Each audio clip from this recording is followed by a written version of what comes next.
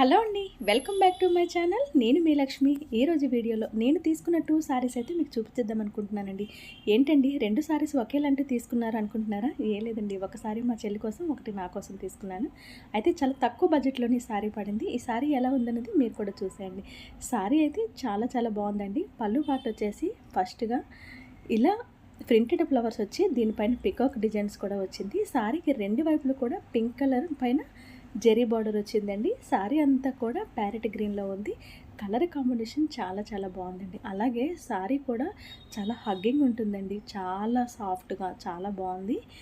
నాకైతే చాలా బాగా నచ్చిందండి. మరి మీకు ఎలా అనిపించింది అనేది కింద కామెంట్ సెక్షన్లో చెప్పేయండి. దీనికి బ్లౌజ్ కాంట్రాస్ట్ ఇచ్చేసారు. ఈ విధంగా పింక్ వచ్చింది. మనకి బార్డర్ ఏ కలర్లో వచ్చిందో అదే కలర్లో మనకి బ్లౌజ్ అనేది వచ్చింది. అయితే నేను ఒక సారీ పైన బ్లౌజ్ స్టిచ్ చేశాను. ఈ విధంగా స్టిచ్ చేశానండి. బ్లౌజ్ కూడా చాలా సింపుల్గా చాలా బాగుంది. చూస్తున్నారా, బ్యాక్ సైడ్ ఇలా డిజైన్ పెట్టాను. ఈ విధంగా మధ్యలో చిన్న వైట్ స్టోన్స్ కూడా అతికించానండి. దగ్గర నుంచి చూస్తే తెలుస్తుంది. అలాగే హ్యాండ్స్కి పళ్ళులో కొంచెం పార్ట్ని తీసుకొని ఇలా హ్యాండ్స్ ఇక్కడ ప్రింటెడ్ వర్క్ వచ్చేటట్టు ఈ విధంగా డిజైన్ చేశాను.